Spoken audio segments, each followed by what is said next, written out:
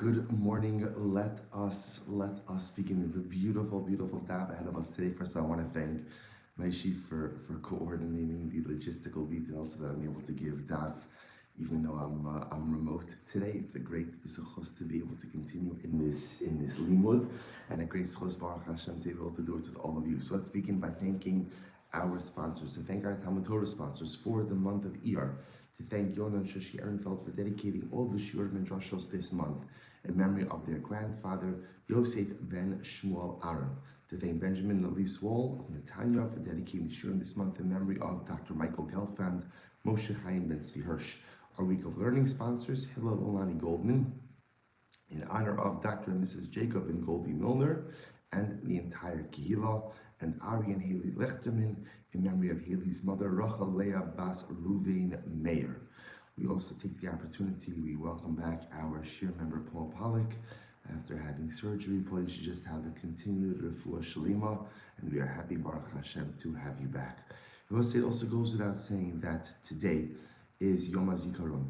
Today is the day in which in Eretz Yisrael we remember all of those who have fallen, defending, first of all, establishing the state of Israel, defending the state of Israel in acts of terror. And as a people, we are constantly reminded that anything and everything we have in life only comes with great sacrifice.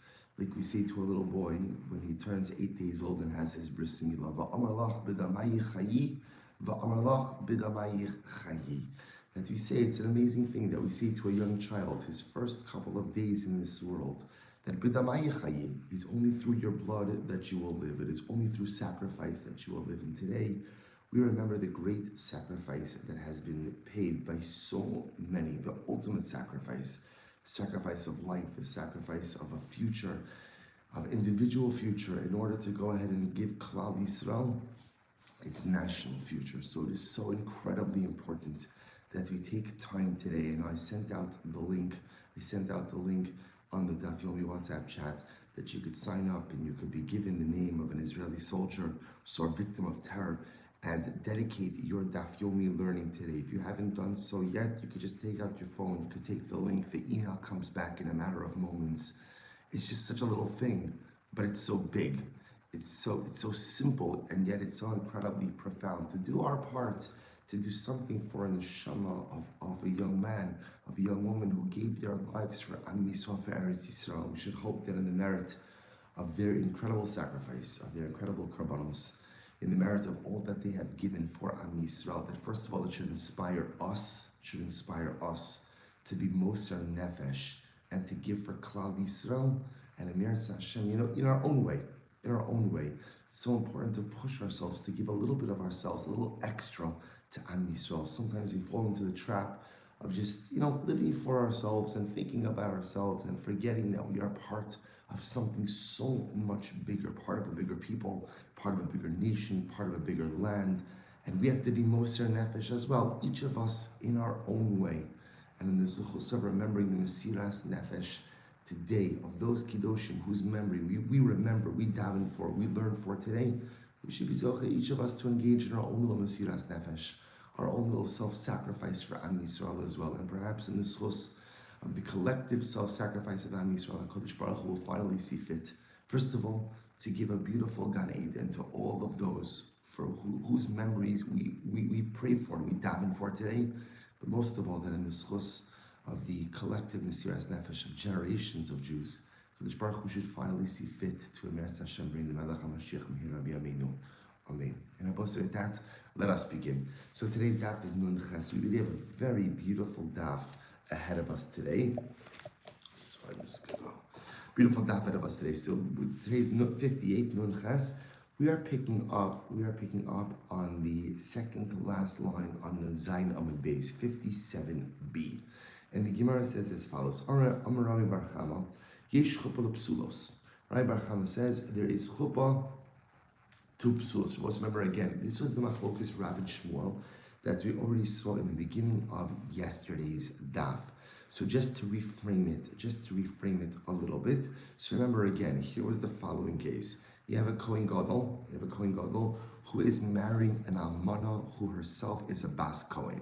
So just to play this out. So remember again, this Almana, because she is a Bas Kohen, has already been eating truma since she's become an almana, right? Because after her husband died, she went back to her father's home, so to speak, literally or figuratively. But the point is, she has the right to go ahead and eat truma. Now, what happens? She's marrying the Kohen Gadol. Now, remember, that is an illegal marriage because the Kohen Gadol is not permitted to marry an almana. And what's happening over here is the Kohen Gadol brings her into the chuppah. So what's the shaila? So the shaila is, does chuppah have halachic significance by itself? Now, to be clear, this is chuppah without kiddushin, right? This is chuppah. There's nothing else that's happening in this case except chuppah. So the shaila is, does bringing a woman into the chuppah have some type of halachic validity or not? Now, in this case, the shaila would be, once the Kohen Gadol brings the almana into the chuppah, does she now become precluded from going ahead and eating truma? That's the shaila. So this was a machlokes Rav and Shmuel. Rav said yesh chuppah l'psulos, that if you go ahead and you bring a woman into the chuppah, that does affect a level of quasi-marriage, and therefore halacha l'maisa, again, halacha l'maisa, she would be precluded from eating truma. And Shmuel says no. Shmuel says chuppah by itself does not affect anything. Now, if you remember again, according to Rav, and then we'll move on. According to Rav, the idea was, why is chuppah effective? Rav called chuppah tchilas bia. That's what he called it. It's the beginning of bia. The beginning of bia. Okay, so both say now with that. Let's go. So Amar Rai Bar Chama yesh chuppah l'psulos. Rai Bar Chama says this whole discussion of whether or not chuppah works for psulos. In other words, whether or not that if a man is marrying a woman that he's not allowed to marry, does chuppah by itself create some level of marital significance? And let's say, for example, we're just going to keep using the case of the Kohen Gadol and the almana, because that's a good case where the stakes are high. So would we say that she's now precluded from going ahead and eating truma? Finally, machlokes Rabbi Meir, Rabbi Elazar, Rabbi Shimon. This is the machlokes Rabbi Meir and Rabbi Elazar, Rabbi Shimon. In other words, the machlokes from our Mishnah. Rabbi Elazar, remember again, going back to our Mishnah on Nun Vav Amud Beis. So remember again, that machlokes was the following situation. The machlokes there was, an almana marries a Kohen Gadol, right? So halacha l'maisa, when there's irisin, do we say once there's irisin, she's no longer allowed to eat truma or not? So that's the machlokes. So remember, Rabbi Meir, who's the unnamed Tana Kama in the Mishnah, says once there's irisin, ultimately she cannot eat truma. Rabbi Elazar, Rabbi Shimon, on the other hand, disagree. So comes along Rabbi Bar Chama, and he wants to suggest this whole discussion of yesh chuppah l'psulos, that's the same machlokes of the people in our Mishnah. So it says the Gemara top of Nunchas, l'Rabbi Meir the Amar Kiddushin pasli chuppah nami pasla, according to Rabbi Meir, who holds that halacha l'maisa. Remember, according to Rabbi Meir, let's go back for just a moment. A Kohen Gadol goes ahead and does kiddushin with an almana. So the Rabbi Meir said the moment he does kiddushin with the almana, what's the halacha? She is no longer permitted to go ahead and eat truma. In other words, once she goes ahead and once there's kiddushin, that's it. We're done. She's not allowed to eat. So the same Rabbi Meir who would say that kiddushin is effective to limit her ability to eat truma, would also agree that chuppah works as well. And therefore, once a Kohen Gadol brings an almana into the chuppah, that ends her ability to eat truma. So the Rabbi Elazar, Rabbi Shimon, Darmei Kiddushin lo pasli, chuppah nami lo pasla. But according to Rabbi Elazar, Rabbi Shimon, who hold that kiddushin, when a Kohen Gadol is mekadesh an almana, ultimately it does not end her ability to eat truma. The only time she's no longer permitted to eat truma, according to Rabbi Elazar and Rabbi Shimon, is when there's nisuin. They would also say that chuppah doesn't cause a problem either.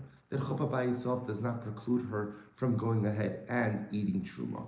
Okay, says the Gemara, umimai. Now, how do you know how to link these two discussions? So we'll say, what Rami Bar Chama is currently suggesting is as follows, that these two machloksim are linked. In other words, our Mishnah spoke about once a Kohen Gadol does kiddushin with an almana, does that end her ability to eat truma. Remember, again, we're talking about an almana who herself is a bas kohen, so she's eating truma from her father's home. Once there's kiddushin, does that end her ability to eat truma? That's a machlokas. Rabbi Meir says yes. Rabbi Elazar, Rabbi Shimon says no. It doesn't. She doesn't lose her ability to eat truma until nisuin. Okay, that's machlokas 1. Machlokas 2. Machlokas Rav and Shmuel. Does chuppah, same case, same characters? Does a Kohen Gadol bringing an almana into chuppah, does that enter her ability to eat truma? Rav says yes. Shmuel says no. Rami Bar Chama wants to suggest that the same machlokas of this is the same machlokas. It's the same machlokas. So, for example, Rabbi Meir, who would say that kiddushin doesn't end the almana's ability to eat truma, would also say that chuppah doesn't end the almana's ability to eat truma. And Rabbi Elazar and Rabbi Shimon, who hold that kiddushin does end the almana's ability to eat truma, would hold that chuppah does end the almana's ability to eat truma. They're linked. To which the Gemara says, I don't know, maybe not. Umimai. How do you know that? Umimai. Dilma ad kano kam Rabbi Meir Hasam ela b'kiddushin dekanila aval chuppah dekanila lo. First of all, how do you link these two? Maybe Rabbi Meir holds that halacha lemaisa kiddushin ends the almana's ability to go ahead and eat truma. Do you know why? Because halacha lemaisa, so kiddushin is an effective form of marital acquisition. I don't like to use that word, but you understand. In other words, that kiddushin is a valid form of marriage. So at the time of kiddushin, dekanila, a husband acquires the wife. So kiddushin is effective. But who says that chuppah by itself is effective? Remember, again, Abosai, we're not talking about a case of chuppah that follows kiddushin. We're talking about, as Rashi explained in yesterday's daf, it's just chuppah by itself. It's just chuppah by itself. So who says that chuppah by itself is effective? Look at Rashi in just a moment, the second line from the top. Chuppah, eino kona below kasef, ushtar ukidushe bia kidise prakaman. Who says that chuppah by itself works? In other words, we'll say, remember, in a classic sense, chuppah is something that follows another process. Who says that halacha lamaisa, chuppah by itself, without being preceded by kiddushin, works? So you can't necessarily link the two. Inami, ad kama kama Rabbi Elazar, Rabbi Shimon Hasam, ela b'kiddushin v'lo krivi lebiyah. Furthermore, could very well be that Rabbi Elazar, Rabbi Shimon would say in the Mishnah that kiddushin doesn't preclude her ability to go ahead and eat truma, because they're not yet living together. Literally, the lashon is the lo kirva lebiyah. They're not close to having relations. Aval chuppah, the kriva lebiyah, hachanami the pasla. But chuppah, which normally is the step before a husband and wife are living together, perhaps they would agree with Rabbi Meir in that case that halacha lamaisa, chuppah would preclude her from going ahead and eating truma. Therefore, I will say halacha lamaisa. The Gemara says they're not linked. Rami Bar Chama, A for effort, great try to link the two machloksim, ultimately again of the Mishnah of Kiddushin and of Chuppah, but they don't necessarily go together. If you're going to say anything, perhaps you could say that the machlokis of Chuppah is the machlokis of the following Tanaim. Here we go. It's really quite fascinating. First of all, I just want to tell you what a source it is to be able to learn with you, and how lucky we are to live in an age of such modern technology. I appreciate it every day when I see the chevra from everywhere, from Eretz Yisrael, from Toronto, from, of course, and I'm there in Baltimore. But what a schos, I'm away just for a little bit, and sometimes my anxiety of going away is not being able to give the daf, and what a schos it is to be able to continue to learn together. Again, I can't thank Maishi and Jeremy enough for helping to make this, but what days we live, what time we live in, right? It doesn't matter where you are in the world. It doesn't matter where you are, what time it is. Baruch Hashem, this is supposed to be able to learn together. Beautiful Daf Yomi, Zachinu. And I feel so privileged to do this with all of you. Okay, back to the Gemara. Ela i'ikala meimar, beplukta dahani tanai. But rather again, if you're going to say anything, the machlokis is going to be a machlokis of the following tanoim. Here we go. Disanya, nisu zu vizu, ksheros upsulos, oshenichnasu lechopovlon gevolos. Okay, so we'll say, here's what's interesting. The wording of this case is a little bit strange. Okay, so let's just translate it, then we'll explain it. Nisu zu vizu, Kohen, married this one and that one. Look at Rashi. Nisun l'kohen zu v'zu. Umay zu v'zu. Ksheros upsulos. A Kohen married women, right? Kosher women, puzzle women, okay, ksheros upsulos, all right? O sheknichnesu l'chuppah, or he brought them under the chuppah, velo nivalu, relations did not happen, right? So the ikar over here is, you have a Kohen marrying women, either they're permitted to him or they're prohibited to him, right? Two different groups. O shenichnesu l'chuppah. Now remember, we're going to look at the wording. It says nisu, nisuin, or he brought them into the chuppah, velo nivalu, but there was not relations. Ochlos mishalo. First of all, they are supported by him. So apparently, so nisu, because once a man does nisuin with a woman, or apparently according to this approach, once a man brings a woman into the chuppah, even if there wasn't bia, the obligation for a husband to support his wife is triggered, so he's obligated to support them. Va'oklos b'truma, and ultimately they're permitted to eat truma. They're permitted to eat truma. So the Gemara says, nichnesu michlal denisu nisu mamish. So I will say the lashon of nichnesu, that lashon generally sounds like one of actual nisuin. So I will say, so remember, why is this important for us? Because I will say this is talking about a case of a Kohen who's going ahead and marrying a woman who is usher to him. Now I will say what's interesting to note for our purposes is it also says that if he brings her into the chuppah, she's permitted to eat truma, which sounds like chuppah by itself without bia will not preclude her from going ahead and eating truma. Elalav kigon shenichnesu l'chuppah, v'lo, here it is. But elalav kigon shenichnesu l'chuppah, right? I will say it must be talking about a case where she entered into the chuppah. Cohen brought this puzzle woman into the chuppah. V'lo nivalu, there weren't relations. V'katani ochlos mishalo v'ochlos b'truma. And the halacha is that she is permitted to go ahead and eat, meaning, or she's obligated to be, or he's obligated to support her, and she's permitted to eat truma. So I will say, what do you see from here? You see from here that bringing a woman, a Kohen, who brings a woman who is not allowed to marry into chuppah with no bia does not preclude her from eating truma. So Rabbi Shmuel ben Osh, Rabbi Yochanan ben Baroka, Omer, Kol shebi asam ma'achilasa, chupasa ma'achilasa.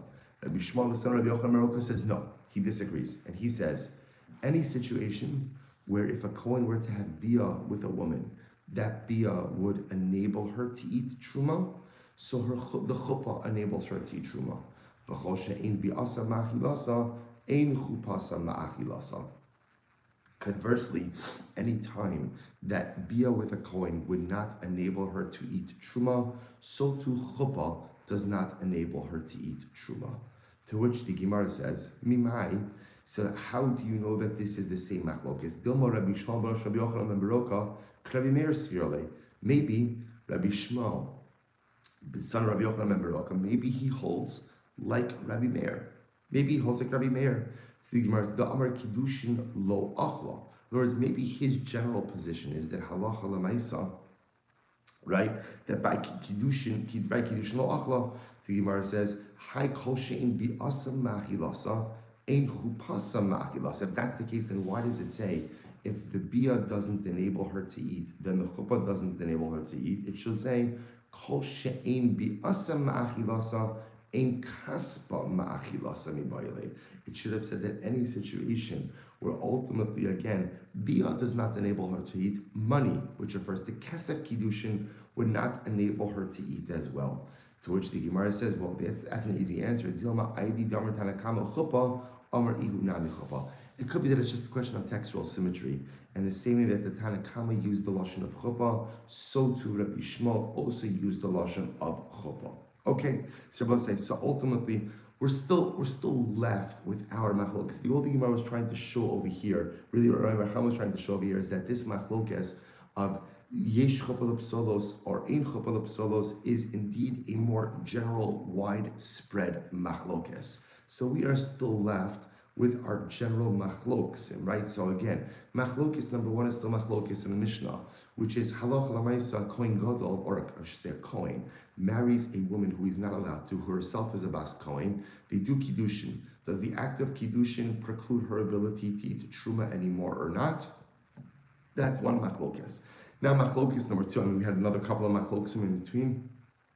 Machlokis number two over here in the Gemara now is yesh chuppah l'psulos. Right? Do halacha l'maisa, does chuppah, Kohen Gadol brings an almana into the chuppah, she's also a bas kohen. Does that chuppah preclude her from eating truma anymore or not? Second machlokis. Okay, we're not finished yet. Let's go weiter.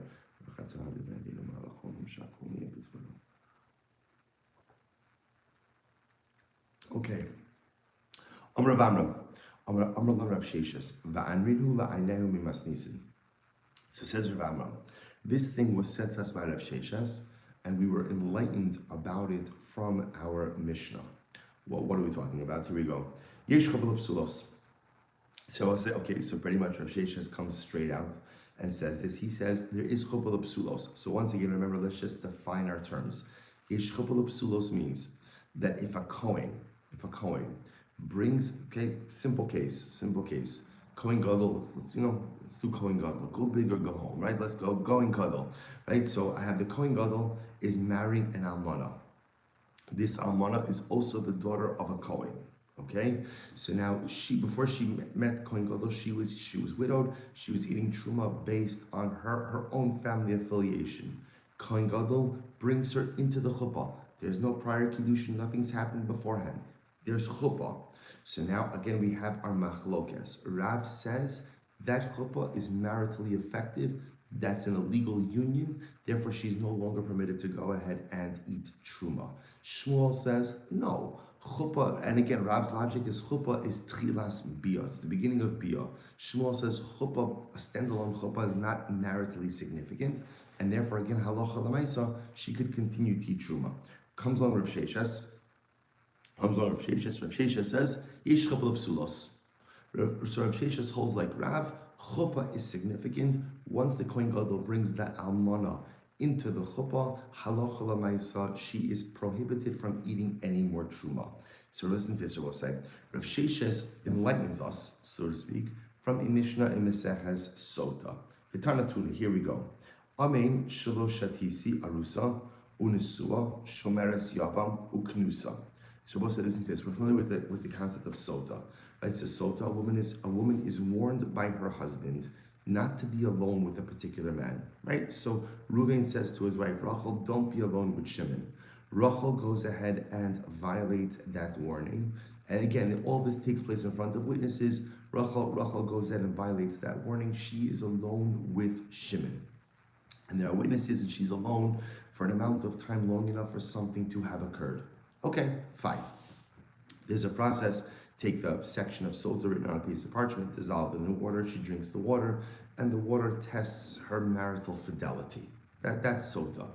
Now, I will say, interestingly enough, part of the process of sota is she takes essentially like a shvuah, like an oath about her innocence. So here's the text of the oath. Amen. In other words, she affirms the fact that she has been faithful to her husband. Shalosh shatisi or satisi arusa unisua shomeres yavam uknusa.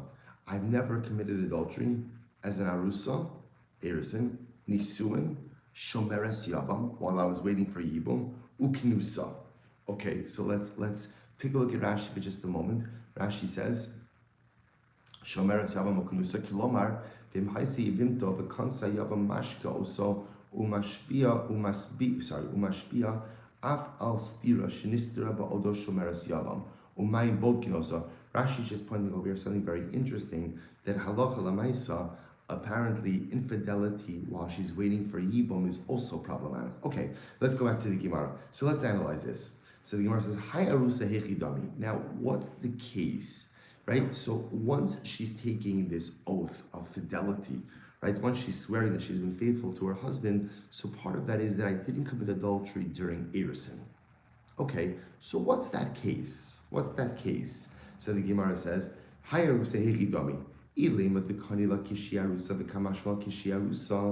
If you're telling me that he warned her during Erisin, don't be alone with a particular man, and she violated that warning, and she was alone during Erisin, Arusa bas meshasyahi, does an Arusa drink the waters of Sota? Of course not. V'hatana we learned, Arusa v'shomeres yavam, lo shosos v'lo not los ksuva. I will say in general we have a concept that an Arusa and a shomeres yavam do not drink the waters of the Sota, nor do they go ahead and take their ksuva. We're going to leave aside ksuva right now. I will say the reason why an Arusa and a shomeres yavam do not go ahead and drink sota water is very simple. Because halacha l'maisa, the pasuk says, if a woman committed adultery, tachas isheich, right? Literally while living under your husband or with your husband. In other words, that the sota, the process of sota, is only when husband and wife are living together. That's the only time that process can be triggered. During erusin, or when a woman is a shomeres yavam, she's waiting for yibum, they're not living together.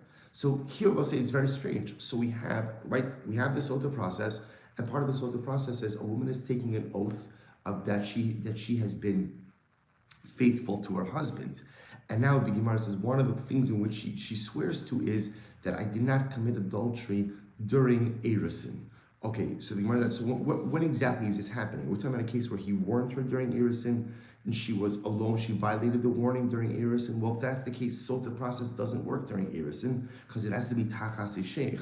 Sota process only works when she is living together with her husband. So what's the case? So the Gemara says, Ela dekani la kishi arusa, v'istatra, v'kamash kala kishi nesua. Rather, what has to be the case? The case has to be, he warned her during Erusin, she violated the warning and was alone with the man during Erusin. Then they had Nisuin, and then the husband goes ahead and administers the Sota process, or brings her to the Beis HaMikdash for the Sota process. Says the Gemara, that doesn't work. The water won't work in that type of scenario. Why not? Vatanya, we learned, V'nikaha ish me'avon, bizman sha'ish menuka me'avon, hamayin bod kines ishto. Ein ha'ish menuka me'avon, ein hamayin bod kines ishto. So Rabbi said, interesting enough, the pasuk by Sota says, V'nika ish me'avon, the man will be free from iniquity or from sin. Which Rabbi said, the Gemara darshans to mean as follows. If a man warns his wife not to be alone with a particular man, and she violates the warning, that triggers the Sota process. If he has relations with her after her violation of the warning, then ultimately the process is derailed, and he can no longer administer the waters to her. In other words, obviously what we say to the husband is, look, you're concerned that your wife is not being faithful, okay, there's a mechanism for that. The fact that you had relations with her afterwards indicates that you yourself, this doesn't matter to you all that much. So Lemaisa, the Gemara says, how can you tell me it's a case of where he warned her during Erusin, she violated the warning during Erusin, then you had Nisuin. Nisuin by definition means they lived together, they had relations. And now you're going ahead and bringing her to the Beis HaMikdash for the Sota process. That doesn't work, because the moment that a husband has relations with his wife, sometime in the middle of this Sota process, it derails the entire thing. So what's the case? Ella, dekani la kishi arusa. So what's the case? Cases where he warned her during Erusin, v'istatra, and she violated the warning. She was alone with the man during Erusin. V'nichnesa l'chuppah. They went into the chuppah. V'lo nivala, but they have not had relations. So I will say the Gemara is calling that a case of nisuin. So what do you see from here? Shmamina yesh chuppah psulos. So we'll say, what do you see from here? You see from here that halacha l'maisa chuppah works. Incredible. Chuppah works, that the act of bringing her into the chuppah, even though there hasn't been relations, is kona. And now that's called marriage. So you see from here that chuppah works. And not only does chuppah work, by the way, I will say, who does chuppah work with? Chuppah works with psulos. Because remember again, technically speaking, a man warns his wife not to be alone with a particular man. She violates the warning. She's alone with him. At that point in time, she's really asura to him, right? At that point in time, the wife is really prohibited to her husband until she undergoes the sota process. And yet, again, we're saying that halacha l'maisa, when he brings her under the chuppah, that's called nisuin. So what do you see from here? That yesh chuppah l'psulos, like Rav said on the beginning of Amud Beis.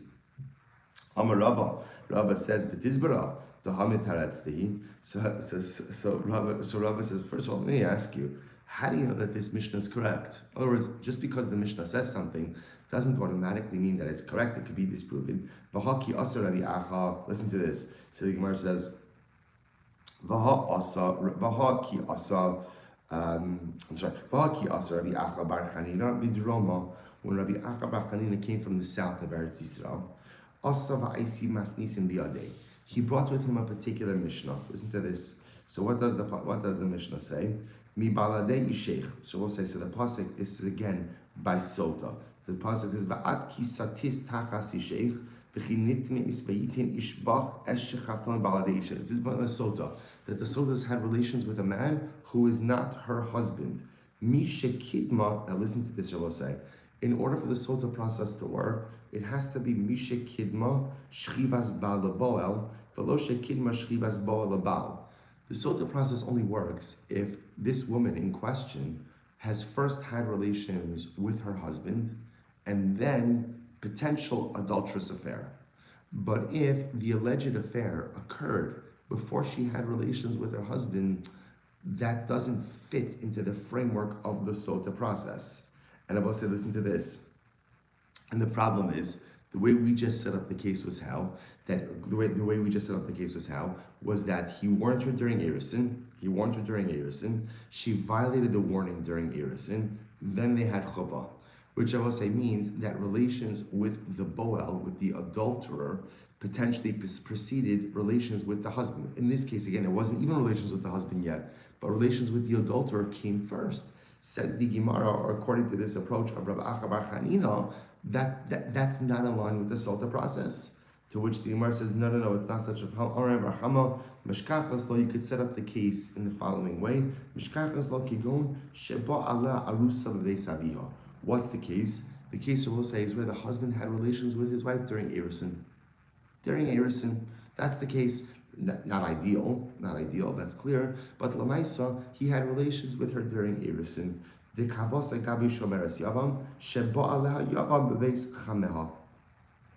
Ultimately, again, I will say, because you can set up, because remember again, it's the same type of situation by Shomeras Yavam. That Allah Lamaisa, by Shomeras Yavam, it could be a case where he had relations with her while she was waiting for Yibum.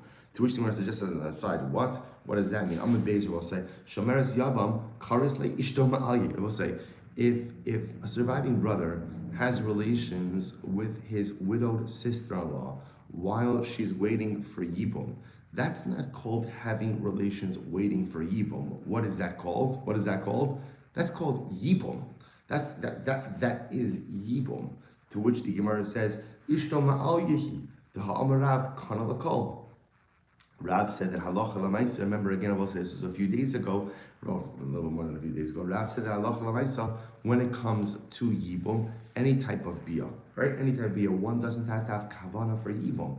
As long as one has kavana for bia, halacha l'maisa, that affects yibum. Which more see right, but we hold kishmuel the amar lo kana eladra more beparsha. All right, it could be a reflexive view of Shmuel. Shmuel holds will say that what? That when bia is not performed with the kavana for the mitzvah, it's effective, but it's only effective for the things that are spelled out in the parsha of Yibum, namely, the items we mentioned before, that halacha l'maisa, inheritance, and the fact that it affects Yibum. To which the Gemara says, so miti hu taima ela l'Rav. Remember, this whole discussion is only according to Rav. Ha'amar Rav kana l'kol. And Rav was the one who said that halacha l'maisa, when you go ahead and you do Yibum even without the right intent, halacha l'maisa, that affects Yibum. Ha'chamar askinon, what's the case? Kigon da avad ba ma'amar. Okay, so we'll say, so maybe the case over here is like this. Maybe the case is where halacha l'maisa, he did ma'amar, and then afterwards, ultimately, again, there was a bias znus. Ubeshamahi do'amri ma'amar kone kinyan gomer. And I will say base conflicts the view of Beis Shammai, and Beis Shammai holds that halacha l'maisa. This is going back even a little bit longer. Whole fundamental machlokes is about ma'amar. Beis Shammai was of that school of thought that ma'amar affects complete kiddushin. Ihochi hainu arusa. If that's the case, then isn't this the same case of erisin? Or the tamech, to which the Gemara is pointing to that logic, nesua or knusa lav chadam milsehi. Isn't Nesua and Knusa Rabosai really one case? Now, Nesua Knusa, same idea. To which the Gemara says, Ella Nesua Didei Uknusa Dechavre. Rather, what you have to say is as follows: Nesua ultimately again refers to one's own wife. In other words, if you look at Rashi, it's right across in Rashi. Nesua Didei Ishto Shelo Haisiyinto. Nesua refers to a case ultimately again of a man marrying a woman, versus kinusa, which refers to yibum. Hachanami arusa didei vishomeres yavam dechavre. Okay, so Rav Papa says, Hi Tanu. So I'll say, we're just trying to figure out over here as follows. This is all in the same sugya of chuppah kona, or I should say, yesh chuppah lepsulos. This is all the same exact discussion. We're just trying to identify who are the opinions who hold what. And again, are there other opinions that say that ultimately, again, chuppah is kona by psulos? That's our fundamental issue. So Rav Papa says as follows. Rav Papa Omar, Hi Tanu. Here we go, I'll say really interesting. Hi Tanu, Disanyo, Ein mekanala la arusa lashkosa kishi arusa. You cannot go ahead and give a woman to drink when she is an arusa. Right? It doesn't work. Right? Can't go ahead. We spoke of this before. You can't go ahead and administer the sota process during erisin. Aval mekanin osa lahashkosa kishehi nesua. But I will say, what can you do? You could warn her in order to give her to drink during nisuin. Okay. Now listen to this. Rav Nachman by Yitzchak Amar al Yidei Gilgul. So I will say this is really very interesting. Very interesting. So first, I'll take a look at Rashi for just a moment. Rav Papa Amar. So Rav Papa is commenting on the previous Gemara. Li'olam lo tidok minei diyesh chapa v'hacha kigon dekinla kishiarusa v'nasa u'ba'ala v'hader istra. So Rav Papa wants to suggest, don't infer from the previous Gemara that yesh chapa l'psulos. Don't infer that. Rav Papa says this is actually a different kind of case. In general, we say that halacha l'maisa, you cannot go ahead and warn an arusa, right? There's no concept of warning, sota warning during erisin, and of course you certainly can't go ahead and give her to drink of the waters during erisin, right? So I will say, so when does erisin ever come up? In other words, so what we're saying, I will say that is halacha l'maisa halacha sota. During erisin, you cannot go ahead and administer the sota process. So you can't warn her, right? There's no warning during erisin, and of course there's no administering of the waters. So if that's the case, how does the discussion of erisin get involved in sota at all? To which the Gemara says something amazing. I'll tell you how. Rav Nachman by Yitzchak Amar al Yidei Gilgul. You know how it happens? Over something called Gilgul. Now let me talk about this outside for just a moment. In general, the concept of Gilgul means this. By the way, this is not the esoteric Gilgul of reincarnation, right? But rather, again, this is a little bit more down to earth. So I'll say with Gilgul Shua means like this. Sometimes in halacha, there are certain things that could trigger a liability to take an oath, to swear about something. And there are other things that do not trigger a liability for oath, and you can't actually make someone swear over it. But there's an interesting mechanism called Gilgul, which means that once a person is already having to take a shavua, to take an oath about certain things, we could now expand the scope of that oath to go ahead and include a whole variety of other things, which by themselves would not have triggered an oath liability. So here we go. Look at Rashi for just a moment. Rashi says, Rav Nachman Amar Masnisin b'lokina v'lo istatra kishiarusa elakina la mishenisa v'istatra umashkela ayedei kinui shel achshav umegalgel aleha shavua kol yamim shaisatachtav mishenis arsa v'nivdika mikana gilgul shlo in Torah. This is incredible what I will say. Listen to this. When we have a sota situation, and remember, sota is only triggered in a very specific scenario, which, well, not very specific, but again, there has to be nisuin. She has to have lived with her husband before, again, anything to do with the yavam.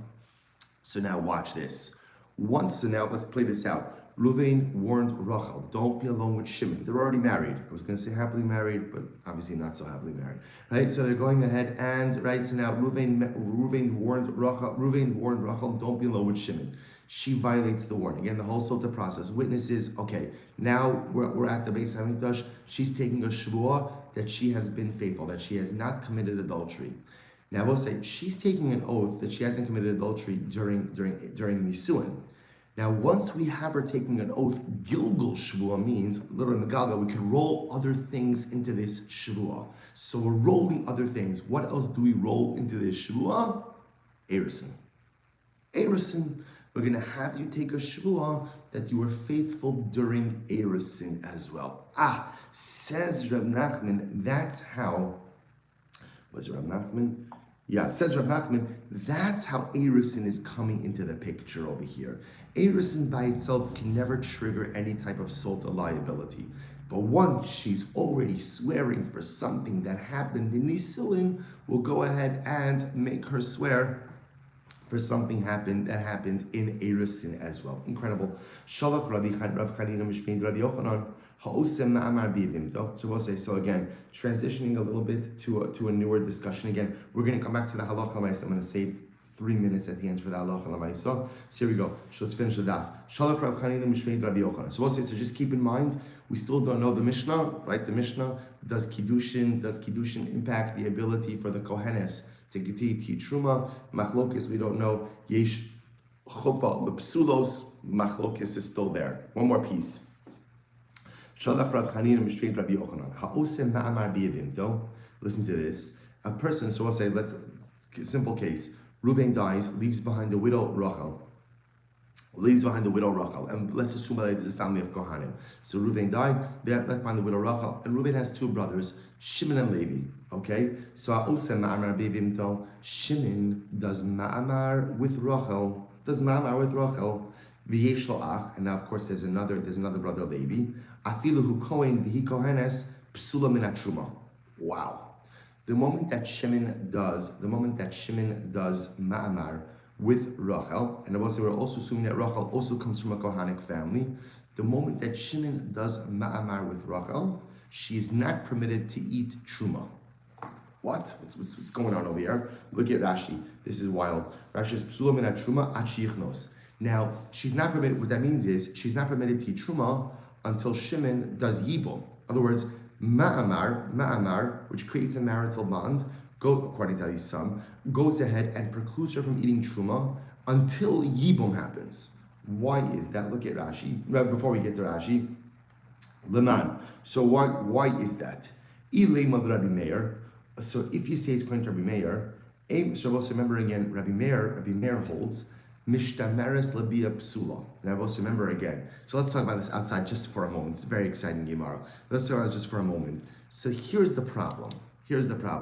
The problem now, I will say, is once Shimon does ma'amar, technically speaking, she's prohibited to Levi. But yet there's still a zika to Levi as well.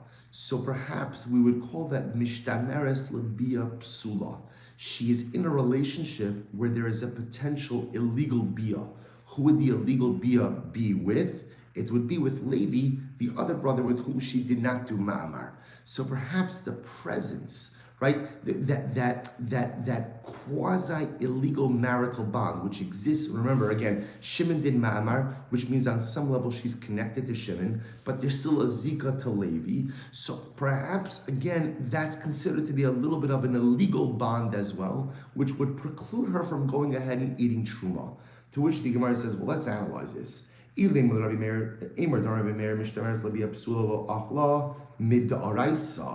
Rabbanan mi Amar.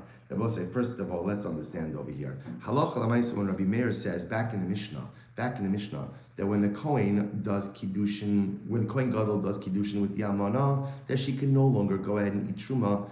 That's because she's mishtameres labia psula midoraisa. You're talking about a biblically prohibited relationship that is going to lead to a biblically prohibited bia. But in this case over here, we're talking about the rabbanon. Let's take a look at Rashi in just a moment. Mishtameres labia psula. Rashi says sheyesh biad achev lavo alav ubi aso bia. V'chiechi dihi mishtameres labi aso kachi mishtameres labi as achiv she psula midrabanon. Yesh bia achar ma'amar kidislan ma'amar lezova also. So we'll say Rabbi Meir in the Mishnah is only talking about a daraisa. This is talking about a derabana. We'll say again when Ruvain does ma'amar and Shimon were to technically have bia with the Yevamos, what would happen? What would happen? So first of all, Shimon would affect Yibum. It would be an Isser Derabanan. So again, the fact that there's an Isser Derabanan, why would that preclude her from going ahead and eating truma? The Elo Rabbi Eliezer, Rabbi Lazar, Rabbi Shimon. So maybe it's Rabbi Lazar, Rabbi Shimon. To which the Gemara says, "Hashta mishtameres labia psula daraisa achla derabana mibai." Rabbi Lazar, Rabbi Shimon allow in the Mishnah for her to eat truma even when she has erusin in a biblically prohibited relationship. They certainly would allow it in a rabbinic one, as or rabbinically prohibited one as well. Elo ki asa rabbin amar asa ba ma'amar biyavimto divrei hakol achla. That the Gemara says, you're right. Halacha l'maisa, in a case like we just described, where Shimon did ma'amar with Rachel, everyone agrees Rachel is permitted to continue to eat truma. That's not a problem. Where's the problem? Watch this. Yesh lo ach chalal. Oh, what happens, Rabbi say, if there's Ruvain, Shimon, Levi? Ruvain died, left behind the widow Rachel, and now what happens? There's Shimon, but Levi is a chalal, right? So they're all paternal brothers, but let's say Levi's mother was a grusha. So he comes from an illegal union. He's a chalal. Divrei hakol eino acheles. In that case, halacha l'maisa, everyone will agree that what? Rachel can't eat. She can't eat truma until actual yibum. Because in that period of time between ma'amar and yibum, there is a connection between her and the ma'amar brother, but there's also a zika between her and the chalal. And that prohibited connection will preclude her from going ahead and eating truma. It's fascinating. Lo nechleku ela shenasan la get. Where's the machlokes? The machlokes ultimately again is if he gave her a get. What's the case? I'll say quickly. Ela shenasan la get. 4 lines from the bottom of Rashi. Kohen leyevimto kohenes. If a Kohen went ahead and so let's say again Shimon gave Rachel a get. Vakati lebi also himishtameres ubi also psul midrabanan. So I'll say here's the case. Instead of yibum, Shimon gives her a get. But Lamais, remember again, we spoke out with a get doesn't totally remove zika, right? Even with a get, there is still a zika that is there. To which the Gemara says, what's the case? Rabbi Yochanan Amar Ocheles. Rabbi Yochanan says, Sheikh Yisali Truma. Rish Lakish Amar Eino Ocheles. Rish Lakish says she can't eat Truma. Why is this? Rabbi Yochanan Amar Ocheles. Afilu Rabbi Meir Amar Eino Ocheles. Even according to Rabbi Meir, who says in Mishnah that when she is involved in a legal relationship, that shuts the truma window immediately. Hani mili mishtameres labia psula d'oraisa. That is only when you're dealing with a d'oraisa case. Remember again, even once he gives her a get, this is only in the yibum case. That's only d'rabanan. Aval d'rabanan achla. Reish Lakish amar eino ocheles. Reish Lakish says she can't eat once he gives her the get. Why? Afilu Rabbi Eliezer, Rabbi Lazar, Rabbi Shimon, Damri ocheles. Even Rabbi Lazar, Rabbi Shimon would say that she could eat. Hani mili diyesh lo laha'achil b'makom acher. That is only in a situation where this man could marry someone who, in a different scenario, could enable. If he marries a permitted woman, he could enable her to eat truma. But in this case, he's a chalal, right? The other brother is a chalal. A chalal can never enable someone to eat truma under any circumstances. But here you could also say that maybe he can allow someone to eat truma. How? B'chozeres. Ultimately, again, in a case of chozeres paskamine. So the Gemara says ukrova lebeinashya. I will say in that case, at the end of the day, halacha l'maisa, in that case, the connection stops with him, and ultimately, again, her ability. Chozeres means he dies. She goes back to her father's home.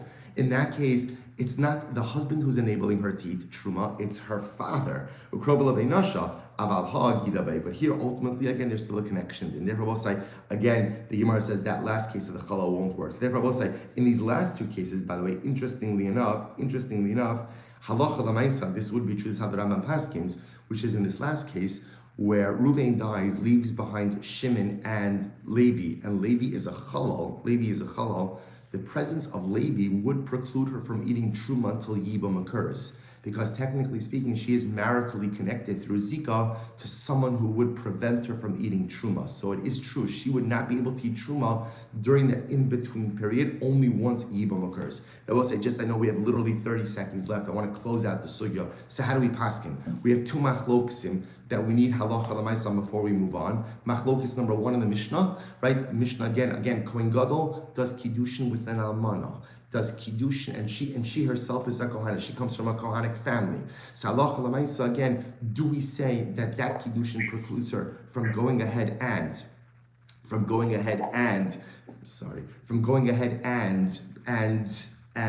eating truma? That's issue number 1. And do we say yesh chobal psulos? So I'll say the Rambam very quickly. The Rambam Hilchos Trumos Halacha Zayin Perek Chaf Aleph says as follows: Kohenes Almana Shnes Arsela Kohen Gadol Vehin Mishamros Labia Psulim Adoraisa Hare Elu Lo Yochlu. I will say we paskin like Rabbi Meir in the Mishnah that when an almana who is a kohenes, she herself is a bas kohen, has erisin with a kohen gadol, so an illegal erisin, the illegal erisin itself prevents her from going ahead and eating truma anymore, which means that any time that a woman is mishtameres labia psula midaoraisa, anytime she's in an erisin, which sets her up for an illegal act of relations, she is not permitted to eat truma. We pass like Rabbi Meir. Number 2, same halacha. V'chenim nichnesu lechuppah below irisin einon ochlos shachuppah posalta milachos. Similar again halacha lemaisa. Once a woman enters into a chuppah, the almana enters into a chuppah with the kohen gadol, chuppah also precludes her from eating truma anymore. So halacha l'maisa, we pass like Rabbi Meir. Once there's illegal kiddushin, she can no longer eat truma, and once there is chuppah, she is no longer able to eat truma. We'll say shkoyach. I'm sorry, I went a little bit over. Have a wonderful day. See everyone tomorrow. Shkoyach.